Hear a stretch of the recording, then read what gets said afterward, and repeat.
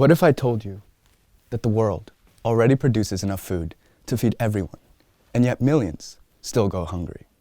Currently, we produce enough food to feed 10 billion people, and yet nearly 1 billion people are malnourished. On top of this, the United States has lost over 140,000 farms from 2017 to 2022, with transnational corporations dramatically raising their profits. Undoubtedly, our current food system is broken, and consumers and farmers alike are in peril. So the real question isn't the customary, do we have enough food to eat? It's who controls our food, who grows it, and who gets to eat. Today, I'd like to explore two powerful yet competing ways of answering these questions: food security and food sovereignty. At first glance, they might seem similar, but in reality, they represent two fundamentally different ways to imagine the future of our food system, and ultimately, for justice, power, and survival. Let's start with food security.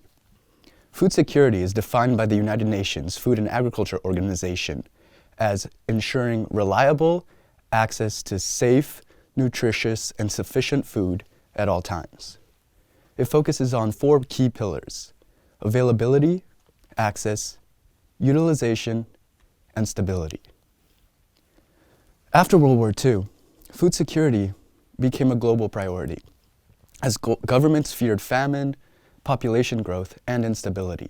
So they asked, how can we produce more food and faster? The answer: industrial agriculture. Over time, this approach evolved. In 1986, the World Bank reframed food security from originally a right to food to now primarily the ability to purchase food. Then, in 1994, the World Trade Organization institutionalized this idea globally, creating a framework for countries to specialize in producing agricultural goods, trade them across borders, and people buying those products. Food became a commodity. This envisioning was even further solidified in 2008, when the World Trade Organization's Agreement on Agriculture defined agriculture itself as a system of global entrepreneurial farmers linked to transnational food corporations. So instead of asking, how do communities feed themselves, we began asking, how do markets feed populations? And that shift changed everything. Today, the dominant strategy within food security is something called sustainable intensification. The idea sounds promising: producing more food using fewer resources while minimizing environmental harm. But in practice, this actually often means high-tech seeds, synthetic fertilizers, pesticides, and data-driven farming systems. These tools can increase yields, but they also come with very real consequences. Farmers become dependent on expensive inputs, agriculture becomes tied to global supply chains, and control increasingly shifts towards large corporations. These input-intensive systems further entrench corporate control, uplifting Machiavellian transnational corporations that relentlessly exploit an increasingly vulnerable workforce of small family farmers, farm workers, and meatpacking workers. Appallingly, this system also establishes food prices directly linked to global fertilizer prices, which is in turn inextricably intertwined to volatile global oil prices. We can see these deep vulnerabilities at play in this moment, with the closure of the Strait of Hormuz directly leading to more expensive fertilizer prices, which has an expected inflationary impact in the upcoming months for grocery prices around the world. A brittle food system thus is formed, with little ability to adapt to the unremitting drumbeat of climate-based and geopolitical disruptions.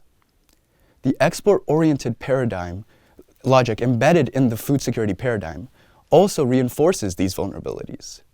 By encouraging countries to specialize in commodity production for global markets, the system privileges large-scale monocultures and transnational trade over localized and diversified food systems. Corporate actors benefit from expanded liberalized trade and intellectual property protections, while smallholders face volatile prices and shrinking bargaining power. What we see in our contemporary food system is thus a crisis of power relations. Here's the uncomfortable truth.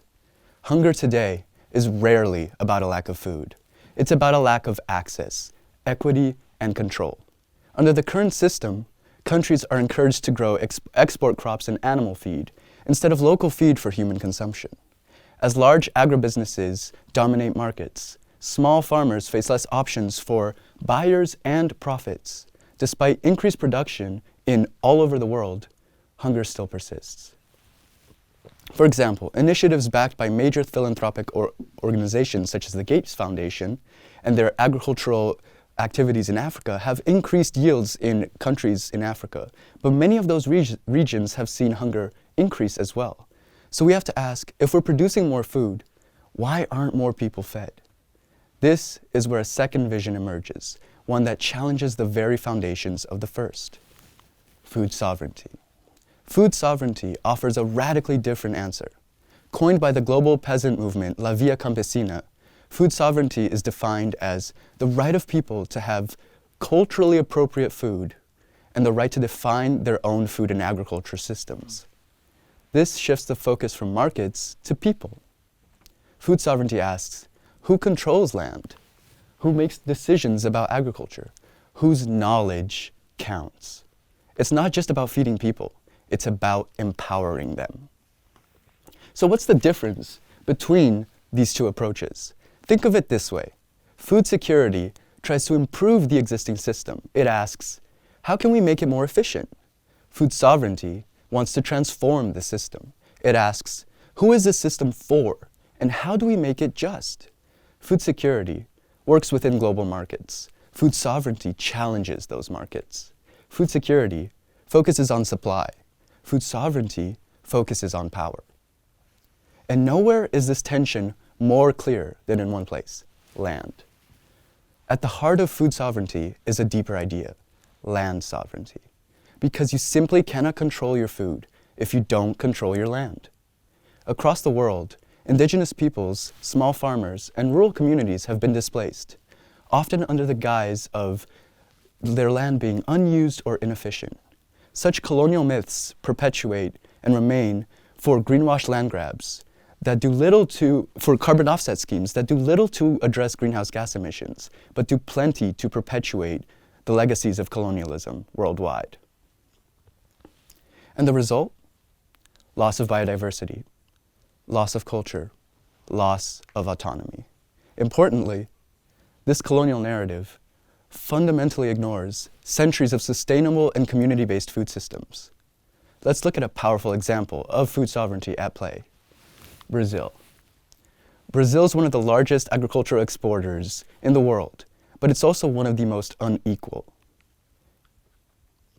Roughly 1% of landowners control nearly half of all rural land.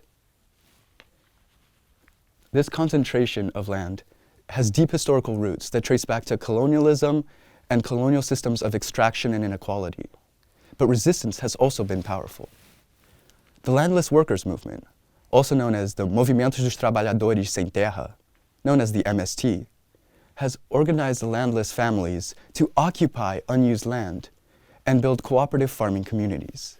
In these communities, food is grown locally, labor is shared, education and healthcare are prioritized. It's not just farming, it's a reimagining of society. There's also another example in Brazil that shows what's possible with food sovereignty at the city level. In Belo Horizonte in 1993, the city declared access to food a basic human right.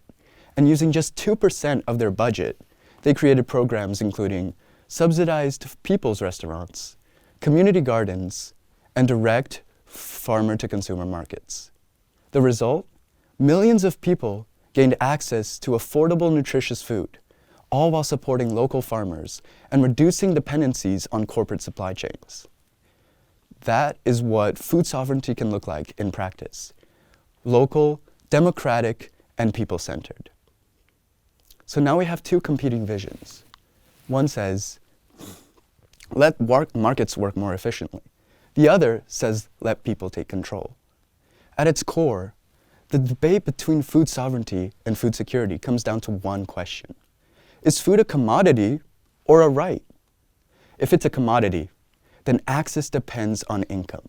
If it's a right, then access depends on justice. Food security ensures that food exists. Food sovereignty ensures that people have control over it. Perhaps most importantly, food sovereignty does not reject food security. It builds on it. Because having enough food matters, but who controls that food matters just as much. So where do we go from here? We start by asking better questions. Not just how much food we produce, but who produces it. Not just how efficiently we distribute food, but how fairly we do it. Because the future of food isn't just about feeding the world, it's about empowering it. And the next time you sit down for a meal, I invite you to think about not just what's on your plate, but the system that put it there. Who controlled it? Who benefited? And who didn't? Because changing the food system starts with changing the questions we ask about it. Thank you.